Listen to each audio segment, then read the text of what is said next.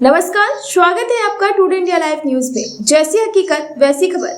मैं आपके साथ दीपा दुबे। आइए चलते हैं देश दुनिया की बड़ी खबरों की ओर। जम्मू कश्मीर के उपराज्यपाल मनोज सिन्हा बुधवार को कानपुर पहुंचे। कानपुर एयरपोर्ट पर उनका विधायक से लेकर सांसद तक ने जोरदार स्वागत किया। प्रधानमंत्री मोदी के विकसित भारत अभियान 2047 से प्रेरित होकर विकसित भारत संवाद कार्यक्रम एज 2025 संस्था द्वारा होटल लैंडमार्क में आयोजित किया गया। आयोजन में confederation of Indian industry, rotary club of Kanpur, Gaurav proud solicitor सहयोगी संस्था के रूप में शामिल हुई। कार्यक्रम की अध्यक्षता जम्मू कश्मीर के उपराज्यपाल मनोज सिन्हा ने की। गेस्ट ऑफ ऑनर विधानसभा अध्यक्ष सतीश महाना और विशिष्ट अतिथि सांसद देवेंद्र सिंह भोले रहे। कार्यक्रम में भाजपा के विधायक, एमएलसी और सपा के विधायक समेत सैकड़ों लोग शामिल हुए। कार्यक्रम का शुभारंभ आचार्यों द्वारा शास्त्रीय वाचन के साथ मुख्य अतिथि द्वारा दीप प्रज्वलित करके हुआ, जिसके बाद समाज में बेहतर कार्य करने वाले उद्यमियों, डॉक्टर्स, एडवोकेट, चार्टर्ड अकाउंटेंट्स, बुद्धिजीवियों को सम्मानित किया गया। कार्यक्रम में मुख्य अतिथि मनोज सिन्हा ने कहा कि डेवलपमेंट और विकास के लिए सबसे ज्यादा जरूरी लॉ एंड ऑर्डर और शांति होती है। यूपी में पिछले 7-8 वर्षों से वास्तव में लॉ एंड ऑर्डर, शांति को लेकर सराहनीय काम हुए हैं। उत्तर प्रदेश अब ऐसा इकोसिस्टम डेवलप करने में लगा है जहां इंस्पेक्टर राज समाप्त होगा। उन्होंने कहा कि विकसित भारत के लिए व्यापारियों को जागृत करते हुए कहा कि 11वीं शताब्दी में दुनिया की वर्ल्ड इकोनॉमी में भारत का हिस्सा 35% था, जो बाद में विदेशी आक्रामकताओं के आने के बाद घटते चला गया।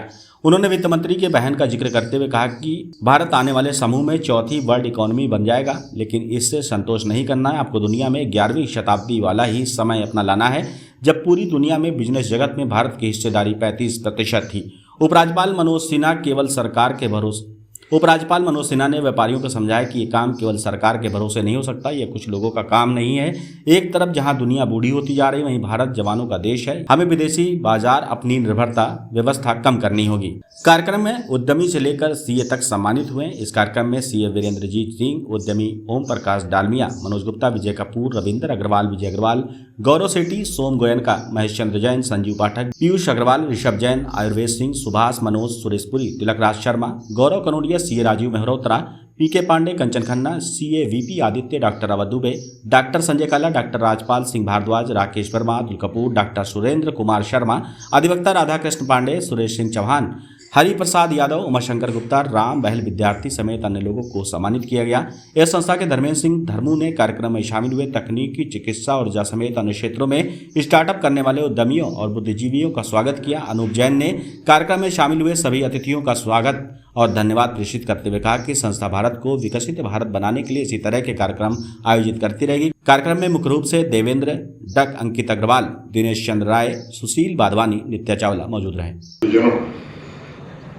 और इंडस्ट्री एक्सपर्ट से मैं 2-3 आग्रह करना चाहूँगा।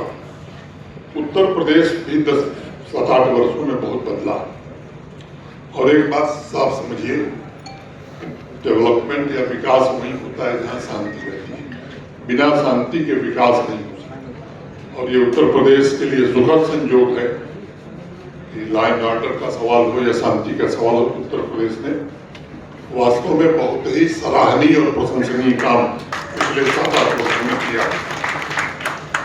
उत्तर प्रदेश एक ऐसा इकोसिस्टम निर्मित करने में लगा है जिसमें इंस्पेक्टर राज कम हो, परमिट राज समाप्त हो, क्योंकि इनके कारण अनेक उद्यमी हथियार डाल देते थे। अभी भी हमें लंबा रास्ता तय करना है। ट्रांसपेरेंसी और साफ सुथरी व्यवस्था अगर रहेगी तो मुझे यकीन है कि इंडस्ट्री शहर नहीं गांव तक पहुंच सकती है, लेकिन ये व्यवस्था होना बड़ा जरूरी है और इस दिशा में सरकार प्रयत्न कर रही है। हमारे महान स्वतंत्रता सेनानियों के कुर्बानी संघर्ष के बाद 15 अगस्त 1947 को देश को आजादी मिली। 1950 में जब आकलन किया गया तो वर्ल्ड जीडीपी में हमारा कंट्रीब्यूशन घट करके 4% रह गया। अभी 2023 में अंतर्राष्ट्रीय मुद्रा कोष, इंटरनेशनल मॉनेटरी फंड की एक स्टडी के मुताबिक आज भारत का कंट्रीब्यूशन 15% है, 15% है। और ये 15% हमारे लिए संतोष का विषय नहीं है।